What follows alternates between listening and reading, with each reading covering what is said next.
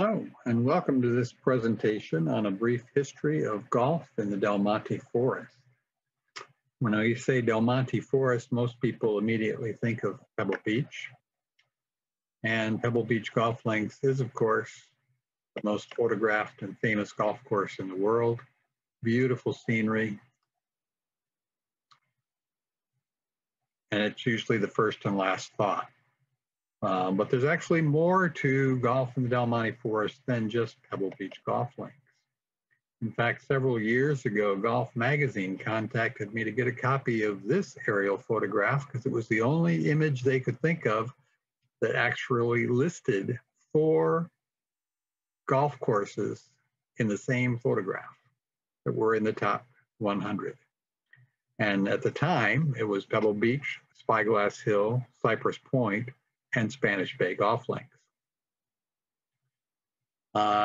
Today, there are still 4 top 100 golf courses, but Spyglass Hill just came off the list this year. Spanish Bay came off a few years ago, but the 2 new courses, rebuilt courses at Monterey Peninsula Country Club have been added. So there are still 4 top 100 golf courses in the Del Monte Forest and 2 others not far removed. So it's kind of a fun little take on the history. Now, they also think of great championships when they think of Pebble Beach. And of course, Tiger Woods had the most remarkable finish in the US Open, winning by 15 strokes. He was 12 under par, and the next best golfer in the world was 3 over par, and that was Ernie Els. There's actually been 6 US Opens at Pebble Beach: 72, 82, 92, 2000, 2010, and most recently the 2019 US Open. Let me take you to 2010 a minute. That was when Graham McDowell became the first European to win the US Open in 40 years, since Tony Jacklin did it in 1970. And just to give myself some credibility here, this is the championship presentation at the end of the Open, and I was on the committee. That's me at the far left side of the group here. And that next Open in 2019 was won by Gary Woodland, and he won by 3 strokes over Brooks Koepka. Woodland is what we call a journeyman pro. He's not one of those flashy names that you see like Tiger Woods and Jack Nicklaus and Tom Watson, but he's made a good career in golf, even though he's only had 4 wins, and this was his first and only major to date. And US Open championships, we've had 5. The first one back in 1929 when the course was only 10 years old, and 47 right after World War II. In 61, Jack Nicklaus won the US Amateur at Pebble Beach. In 99, Dave Gossett, and then we hosted again in 2018 when Victor Hovland won the tournament. And Victor is a Norwegian, first Norwegian to win the US Amateur, and he has already won twice on tour, making him one of 5 European players to win twice on the PGA Tour before they turn 24. And the others are pretty much household names: Seve Ballesteros, Sergio Garcia, Rory McIlroy, and John Rahm. And he had a pretty good week to end January as well at the Torrey Pines tournament. Pebble Beach has hosted the U.S. Women's Amateurs in 40 and 48, the U.S. Girls Junior, which was won by Mickey Wright when she was 17. She went on to become one of the top winning golfers of the LPGA Tour. The U.S. Senior Amateur Championship, and that was played at Monterey Peninsula Country Club. And Tom Robbins of Pinehurst beat Johnny Dawson, who was a popular California golfer who played at Pebble Beach a number of times. In fact, he also finished runner-up in 1947 at the U.S. Amateur. But he was not just a runner-up. He won the Crosby Pro-Am back in 1942 and the State Amateur as well, was a medalist in 45 and 49. And in 49, he paired with Ben Hogan to win the Crosby once again here at Pebble Beach. Pebble Beach has hosted a number of championships. Probably the longest running was the California Amateur Championship, which started at the Del Monte Golf Course in 1912, moved to Pebble Beach in 1920, and continued to be played annually on Pebble Beach through 2006. In 2007, it was played at the Monterey Peninsula Country Club, and then continued on circulating back and forth between Northern and Southern California courses. But particularly in the years after the war, many of the young amateurs became top professionals. Guys who won at Pebble Beach and the Estate Amateur came back and won at the Crosby. But before we get into the Crosby, let's go back and look at how Pebble Beach actually began. We trace our roots to the Hotel Del Monte, which is now the Naval Postgraduate School. And it opened in June of 1880 when golf wasn't played anywhere in America.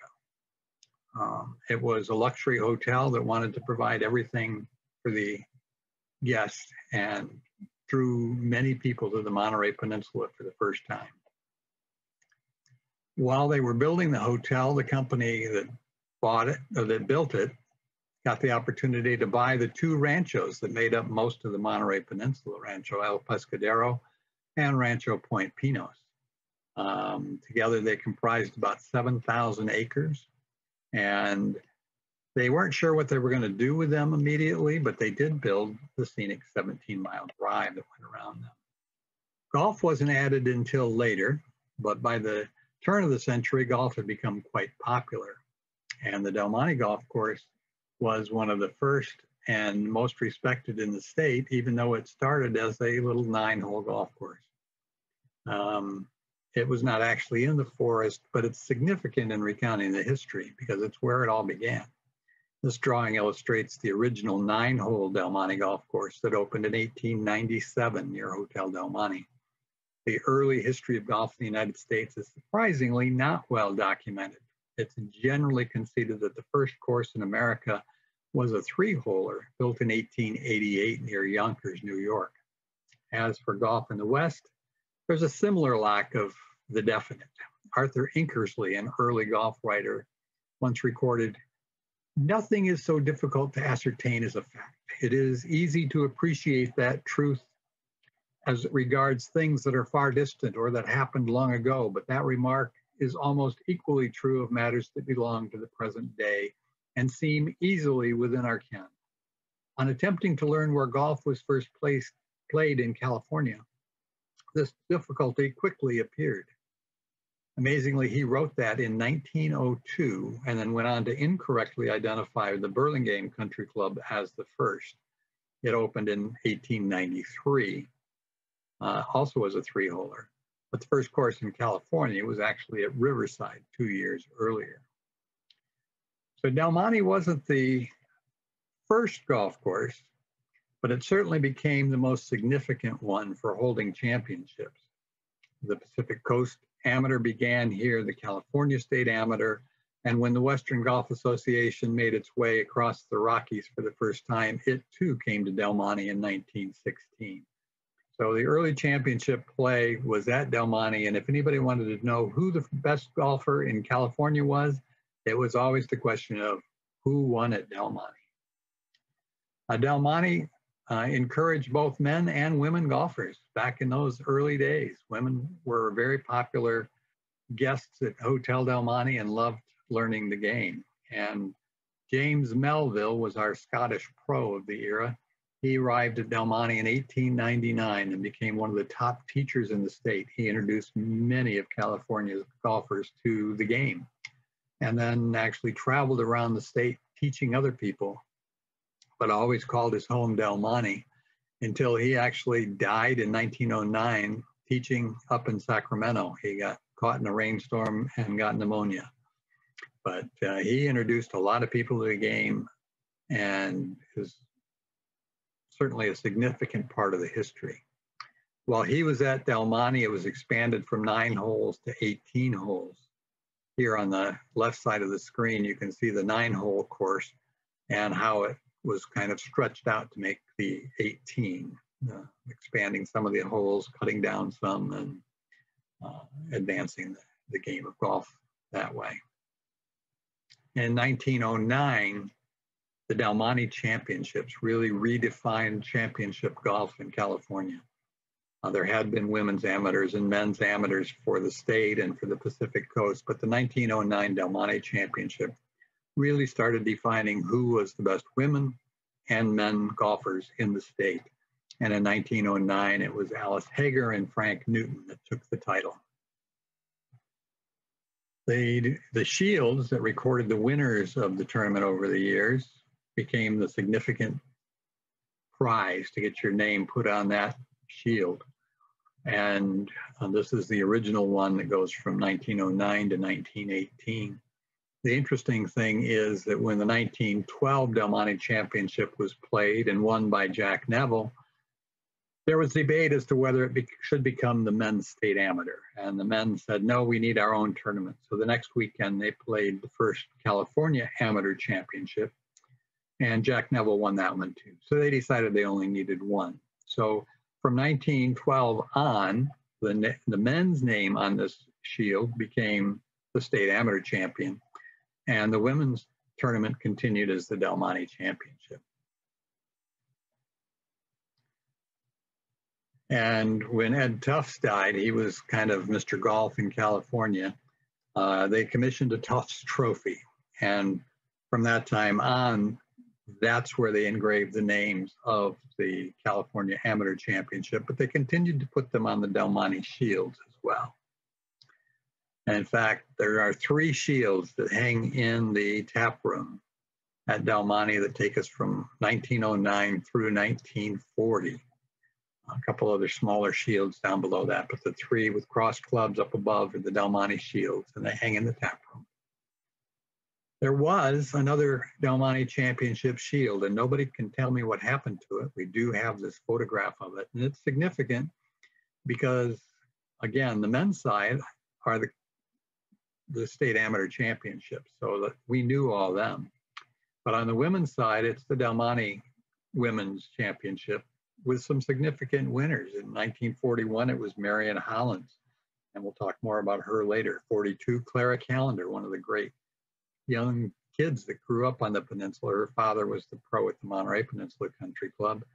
In 1943, it was Babe Zaharias, the Olympic champion, who championed many sports in the Olympics and then became one of the top women golfers of the day. And she won it, actually Cypress Point. She won the Del Monte Championship in '43. So let's go back to the early days of Del Monte. This is the Monterey Peninsula as it looked about 1913. The Hotel Del Monte was the centerpiece of the property. The Del Monte Golf Course just off from that. Pebble Beach was kind of a footnote up at the top of this map. Monterey, Pacific Grove were starting to take shape. But the Hotel Del Monte was the star attraction for bringing people to the peninsula. Over on the right, you can see the Del Monte Bathing Beach and rumors of a casino and amusement park where the Del Monte Beach is now. That never happened, but it was in the plans.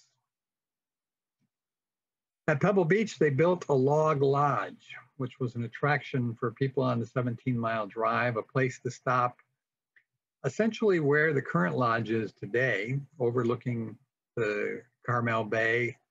And it was a beautiful, beautiful sight to see, and became one of the most popular stops. It didn't initially have any place for you to stay, but you could get a nice meal there. And occasionally they would have parties in the big clubhouse there.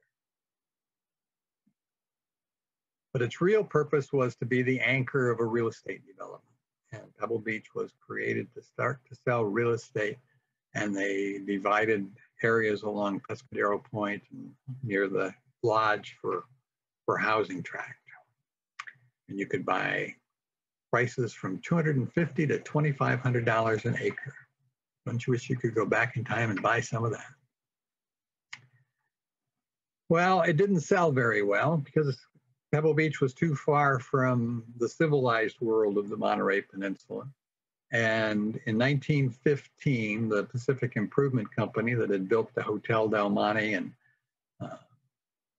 built up Pacific Grove, actually, and they were ready to call it quits. They hired Samuel Morse, who was not quite 30.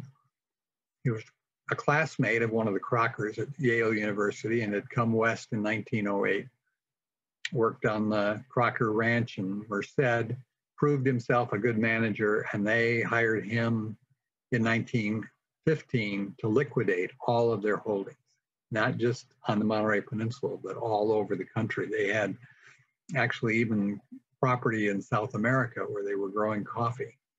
Essentially, the Pacific Improvement Company had been the real estate holding company of the railroad. So anything that the railroad needed, they essentially created. So if they needed lumber, they didn't go to a mill and buy their lumber. They bought a forest and built their own mill. If they needed coal for the trains, they didn't buy the coal. They bought a coal mine and developed their own coal. So Morse's job was liquidating all of it. And some things he sold very quickly, other things he thought needed a little more improvement. And Del Monte was one of those properties that he thought would benefit from a little extra improvement. The real estate development at Pebble Beach hadn't gone well with the larger lots, so they actually took a section of the land along the beach and laid it out into small lots, like their development in Pacific Grove. This is the area that is now the essentially 5th to 13th holes of Pebble Beach Golf Links. It was laid out in hundreds of little lots. But Morse thought, no, let's come up with a better idea. And in talking with people, decided that a golf course would do very well there. And in 1916, they made this initial routing plan for what would become Pebble Beach Golf Links. It was built very much like this routing plan, and it was built on the quick. Not a lot of money put into it because the company was in liquidation mode. But Morse was sure that if they built a golf course here, it would help attract the right buyer. Golf architects were in demand at the time, and there weren't many of them in America with World War I going on. So there were two top champion golfers. They were both young men at the time. This is the only picture we have of Neville and Grant together, taken many years later. But in 1917, when they started to work on the Del Monte golf course, well, it was called Del Monte's second course. We call it Pebble Beach today. When they started to work on it, they were young champions, both very good, both Californians, although Jack wasn't born here and Doug had spent the last few years in England, where he got married and started a business plan, but brought his wife back here when World War I broke out. So they both were here, and they actually, as amateur golfers, laid out Pebble Beach. Like I say, it was built inexpensively, and manpower was lean, so they planned to actually groom it with sheep. It was common in Scotland, so they figured they could do it here too. So there actually was a sheep herd that kept the grass mown at Pebble Beach in its early days of construction. And the sheep didn't work real well. They actually had an opening tournament at Pebble Beach in April of 1918, and the course was so bad that the winner shot 79-75 and still won by 13 strokes. So they decided the course wasn't quite ready for play. They closed it down again, went back to work. While they were working on the golf course, the old log lodge burned to the ground. Morse's job again was liquidation, but he convinced the owners that they could use what little insurance money they had and some lumber from a hotel in Pacific Grove they tore down and build a grand new lodge at Pebble Beach, which is what they did. And the new lodge and the new golf course opened in February of 1919. And these are the guys that were there for the opening. On your right is Harold Sampson. He was the pro at Del Monte, who was to become the pro at Pebble Beach Golf Links. Douglas Grant, who was the co-designer of the golf course. George Turnbull, was going to become the pro at Del Monte Golf Course, and the other gentleman is a golf writer by the name of Bob Cash. And they were there for the opening, and it worked, except it still needed work. So Sampson came over to develop the golf course, and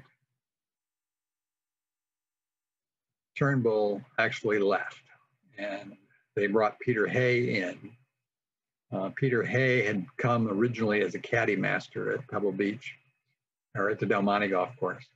And they brought him back to manage Del Monte so Harold could spend his time getting Pebble Beach really in prime condition. And with Pebble Beach opened, Sam Morse found the right buyer. He formed Del Monte Properties Company, and he bought the Del Monte unit himself. Now, when he bought it in 1919, it was actually about 20,000 acres, 7,000 making up the peninsula, including Pacific Grove, as well as the Hotel Del Monte, and about 11,000 acres in Carmel Valley, which included the waterworks that were supplying water to the entire peninsula. Interestingly, while they owned the Del Monte Golf Course, the Del Monte unit did not have the land. It was owned by David Jacks, and the company was leasing the land for Del Monte Golf Course. It became a real irritant for Sam Morse over the years. So that gives you kind of a landscape of Pebble Beach. While Harold Sampson was working on it and Jack Neville was still around, Carl Stanley, who Morse had brought in to manage the Hotel Del Monte and really look over things on the ground, because Morse at the time lived up in the San Francisco Bay Area. He got a letter from Carl Stanley, and Stanley wrote, "The more familiar I become with the golf links at Pebble Beach, the more convinced I am of Jack Neville's complete inability to lay out a golf course." And even the California Golf Association refused to move the state amateur from Del Monte in 1919. And as they continued making it work, it just got better and better. In 1920, the tournament did come, and Pebble Beach started getting a lot of rave reviews. Bringing championship golf was a little different in the early days. Some of the pros would tour the country and play against the locals. This is a picture of Jim Barnes on the right. Jim Barnes had played a lot of golf in California before heading east, and made a name for himself as the first PGA champion in 1916. The PGA championship then had a hiatus because of World War I, and when the war ended, it resumed in 1919, and he won it again. And in 1921, he won the US Open. So he was clearly one of the best golfers in the world when he came out to Pebble Beach in 1922 and shot a 78 on Pebble Beach golf links. Not because the course was no longer ready. He blamed, "It's too damn beautiful. I cannot keep my mind on the game." And that was one of the complaints about Pebble Beach over the years, is it is a beautiful golf course. Terrible thing to have to complain about. This was another early touring group. Walter Hagen came out with Joe Kirkwood. Walter Hagen was one of the top golfers, won many tournaments, and he came out and played against Peter Hay and Morty Dutra. At the time, Morty was the pro at Pebble Beach, and Peter Hay was the pro at Del Monte when they played this tournament. It says 1920, it was actually played in 1922. But the real reason for golf was to attract people to come to the peninsula and build homes. Morse attracted his friends from the Hillsborough, Burlingame area to come down, and many wonderful mansions were built at Pebble Beach during the Roaring 20s. It was a great time for him to start his real estate business, and golf was really the feeder for that real estate business. Now, some of the big properties were too expensive, and he had some friends who were in the military. He actually had worked with Citizens Cavalry up at the Presidio of Monterey, and General Mullally up there liked what he was doing at Pebble Beach, but he says, you know, you need to build something that we can afford as retired military, some smaller lots, and maybe a club for us. And that set off the idea for the Monterey Peninsula Country Club. So whereas the lots that Morse had envisioned originally were all 2-acre minimums, at the country club, he designed 1/4-acre lots around 2 golf courses was the plan. He brought in Seth Rayner and Charles Blair McDonald, although McDonald never showed up. They were partners, and Rayner did most of the work. McDonald was the big name behind it, but Rayner became a pretty good architect on his own right, and they built this rugged golf course along the coastline and back into the woods that were so thick that envisioning a golf course there was amazing. But they built a great one, and it opened for play in 1926.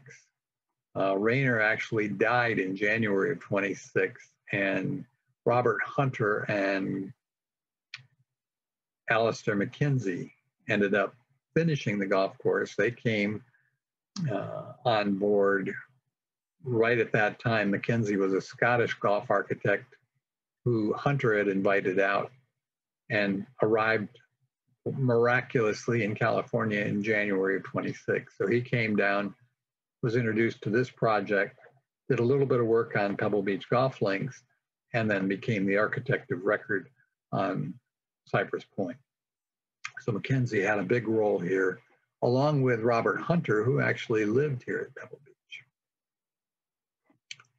Now, there was another plan for a golf course. This is the loop that went out on 17 Mile Drive to Cypress Point. And Marion Hollins had come up with the idea of building a golf course there. Marion was an East Coaster who had come west originally for polo, but was a championship golfer as well as a top-level polo player, just an all-round great woman athlete. But she thought a private club would make a real difference at Pebble Beach and convinced Morse that she could make it happen at Cypress Point. And Morse gave her an option on 150 acres at Cypress Point. If she could pull together a club, they would build Cypress Point, which they did. Alistair McKenzie, seen here overlooking the 15th hole, one of the great par threes, the short par threes. The 16th is a long par three. So here you can see the 15th in the foreground and the 16th in the distance. That's all carry across there from the tee to the green. And McKenzie once made a wonderful statement in one of his books. He wrote, "As a Scotsman, I'm naturally opposed to water in its undiluted state, but there are some places where it's worthy." And this was one that he originally thought was not such a good idea. He said there's no golf hole there. Hollins actually dropped a ball, hit it across, and he says, okay, we'll build it. And he, in fact, credits Hollins with this hole. So by 1928, Pebble Beach had 4 golf courses: the Del Monte over by the hotel, Pebble Beach Golf Links that opened in 1919, Cypress Point that opened in 28, and the Dunes course at Monterey Peninsula Country Club that opened in 1926. The second course at Monterey would open later after they sold enough memberships to make it viable. And then Morse was able to pull off a major effect. He was able to get the National Amateur Championship for Pebble Beach in 1929. You have to understand that the United States Golf Association had never played anything west of St. Louis, Missouri. They had come to Minnesota, they had come to Missouri, but they had never gone to the far west. And when they did, Pebble Beach was the place they came in 1929.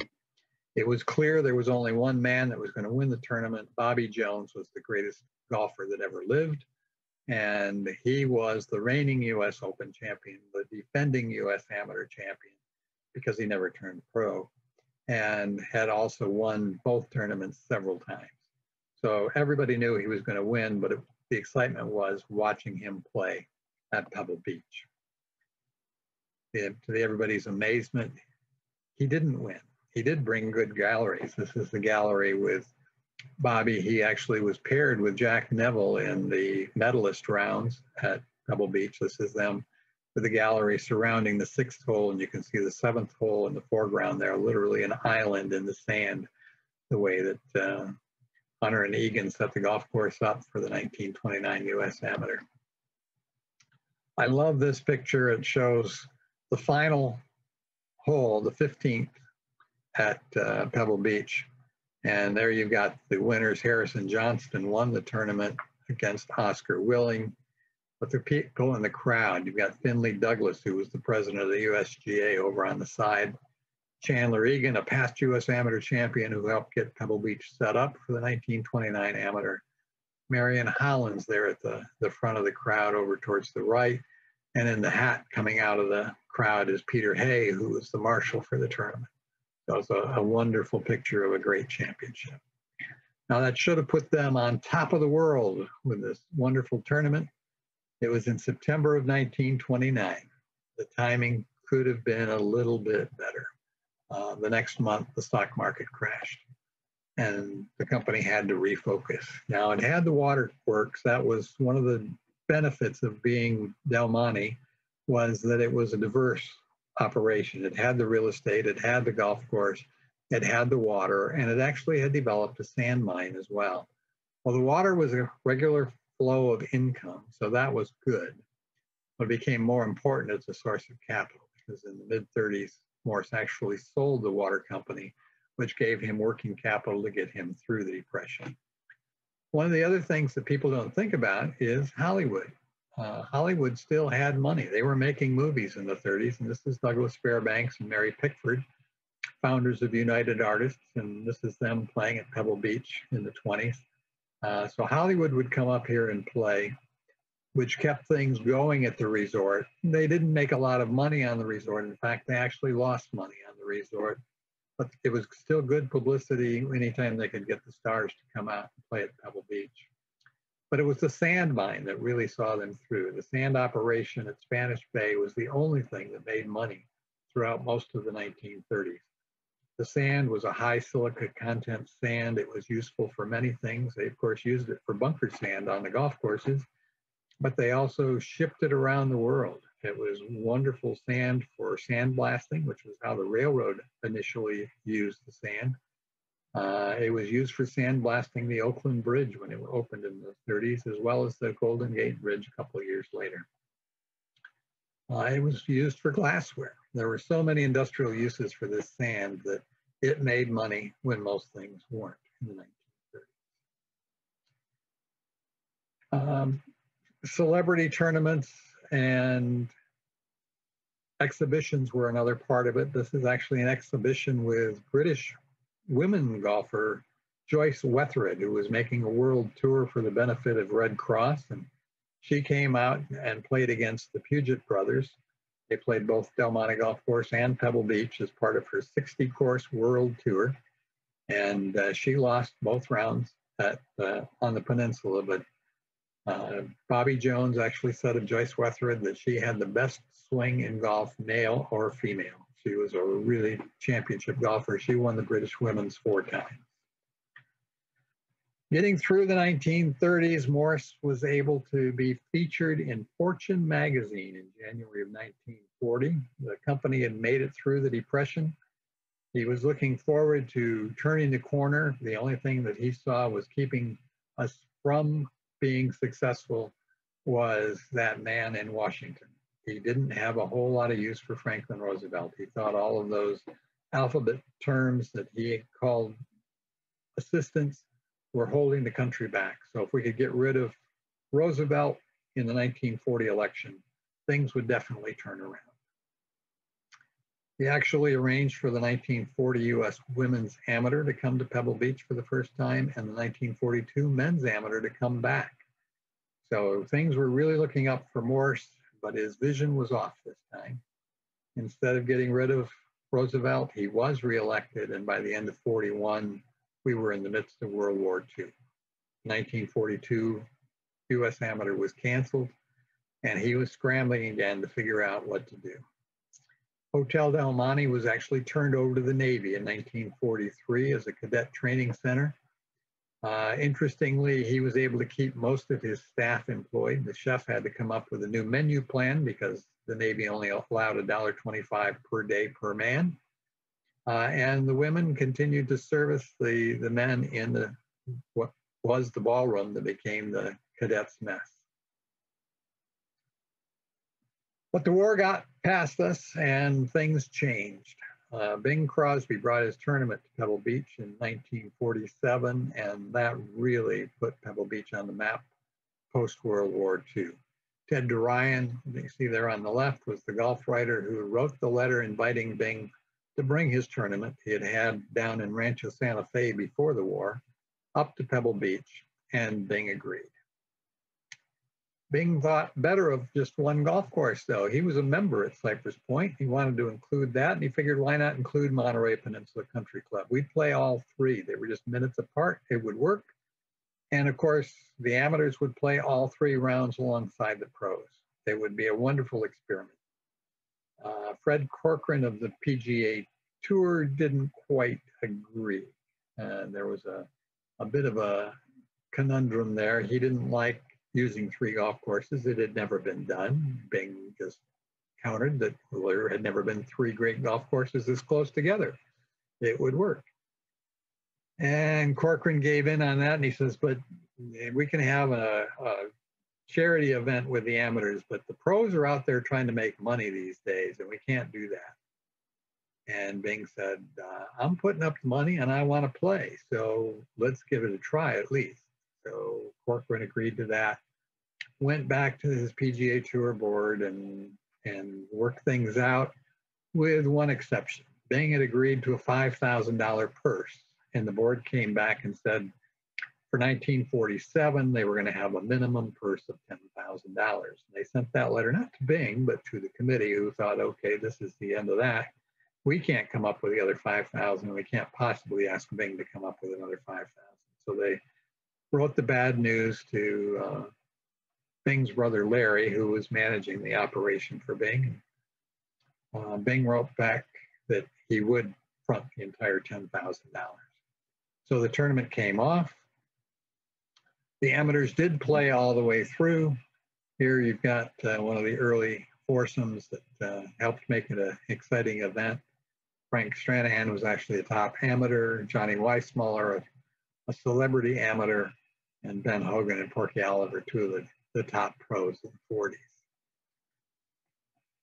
Radio men actually from Fort Ord helped provide services. General McClure saw it as a good chance to get the field operations some practice. So the field operators brought their radios down from Fort Ord and called in the scores.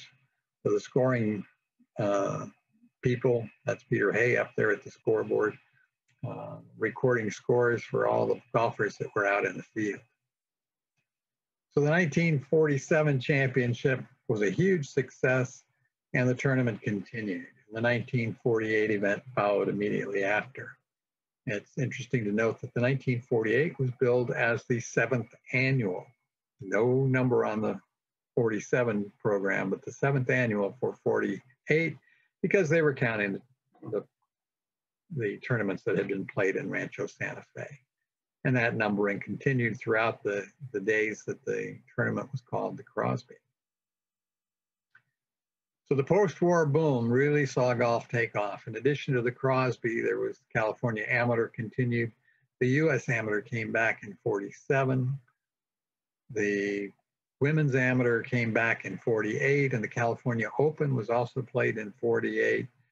And in 1950, the LPGA brought their weather vane Transcontinental Championship to Pebble Beach, and it was won in 1950 by Babe Zaharias and in 1951 by Patty Berg.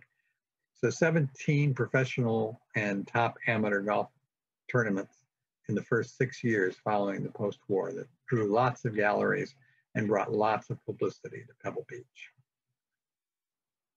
One of the things that a lot of people don't think about is that Bing's road picture pal Bob Hope didn't play in the first few Crosbys at Pebble Beach. His movie commitments conflicted with Bing's dates.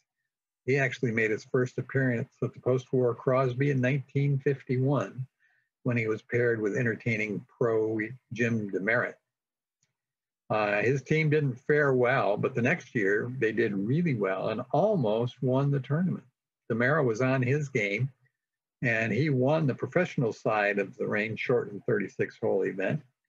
Hope helped with 7 strokes in the final round, and the team was destined to win.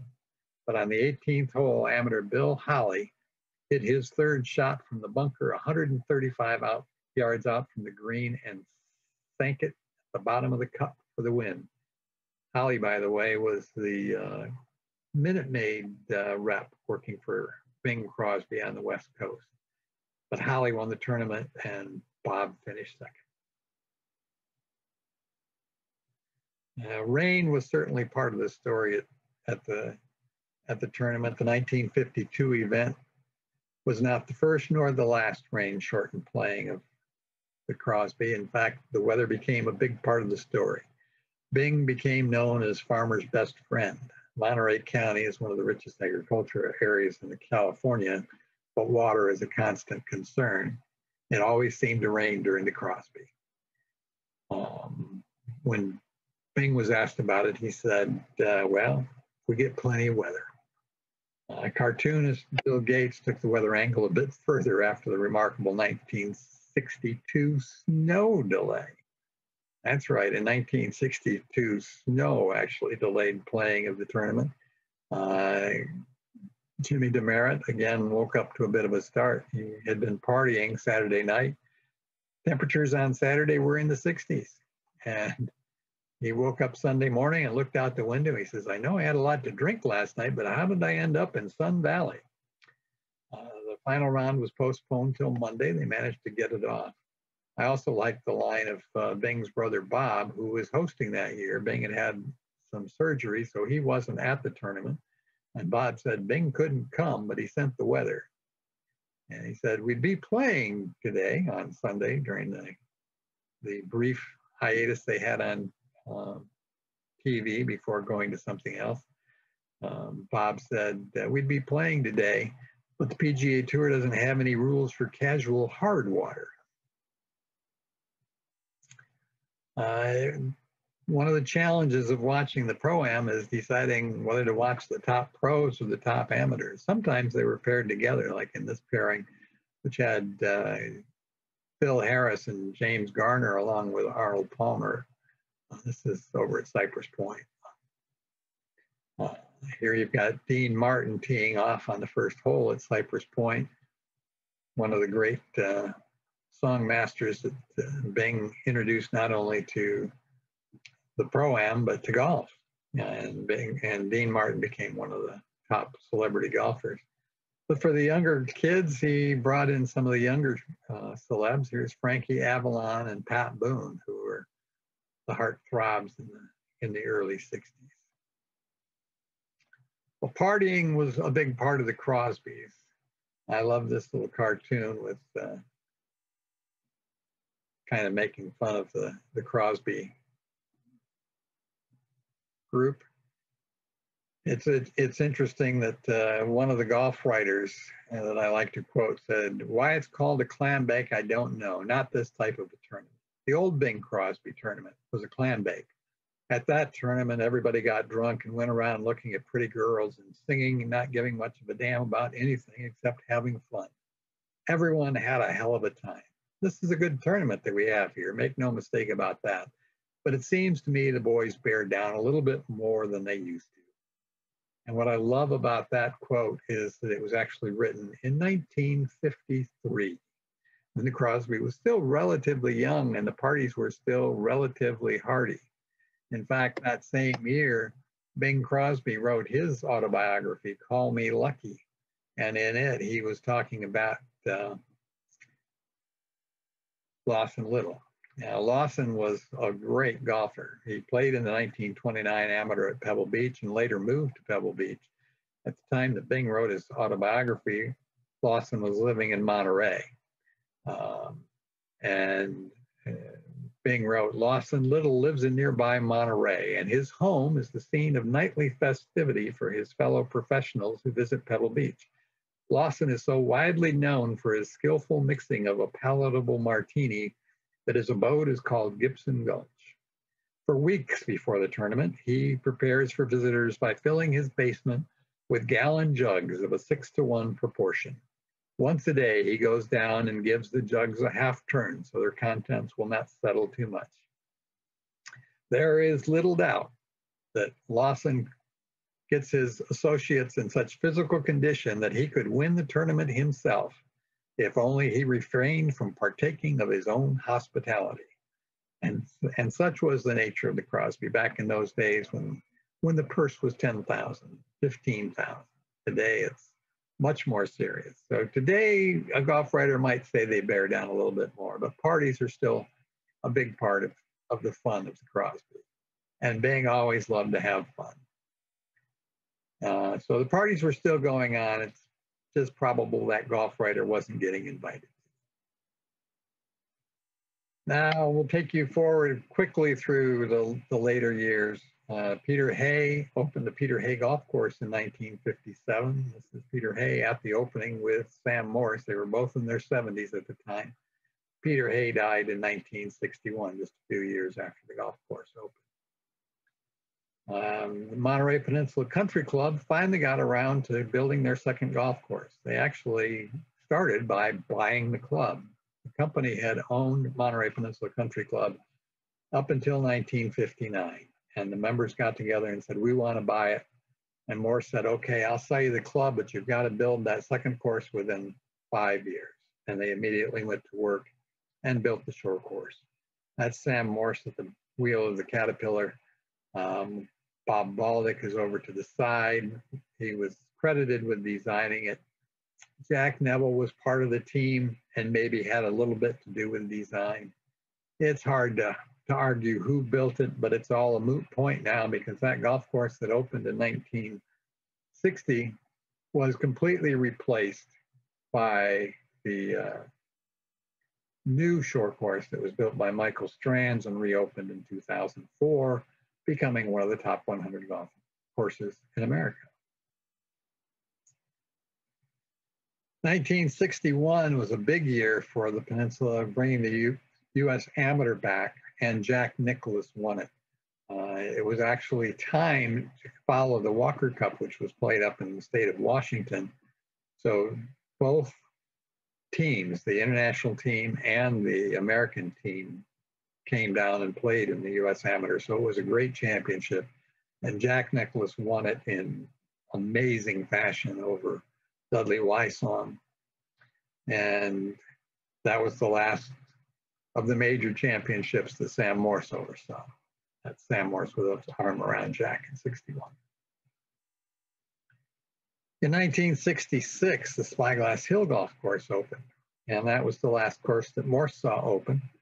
And it was deemed good enough by Bing Crosby that in 67, it replaced the Monterey Peninsula Country Club in its first year. I don't know of any other course that has played a PGA event at less than a year old, but Spyglass Hill did in 1967, and it was so tough that Bing Crosby actually bet Jack Nicklaus that he couldn't break par in the opening round he played at Spyglass Hill. He did, and the $5 bill that they bet is on display at the Nicklaus Museum in Ohio today. The 72 U.S. Open was always the dream. After the war and when U.S. Open became the big tournament of golf, Morse really wanted to get the U.S. Open at Pebble Beach.